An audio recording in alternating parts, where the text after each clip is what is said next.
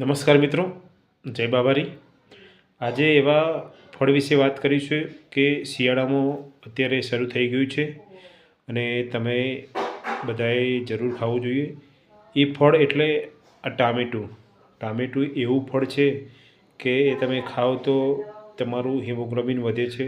એમાં vitamin C ભરપૂર હોય છે અને ટામેટું લગભગ અત્યારે શિયાળો આવે એટલે સસ્તું ફળ છે. આ ટામેટું શિયાળામાં ના ખાઓ તો એવું લાગશે કે કશું જ ખાધું નથી. તો આજથી જ તમારા શરીર ઉપર લાલી અને ગ્લો લાવવા માટે ટામેટું ખાવાનું શરૂ કરી દેજો. અને આ ટામેટું એટલે એક સારું એવું સલાડ પણ ગણાય છે. તો ટામેટું જરૂરથી ખાજો શિયાળામાં, બહુ મજા આવશે. વિડીયો ગમ્યો હોય તો શેર, લાઇક અને સબસ્ક્રાઈબ કરી લેજો. આ શોર્ટથી મને 300-400 સબસ્ક્રાઈબરની આશા છે, તો એટલા જરૂરથી કરાવી દેજો. ધન્યવાદ.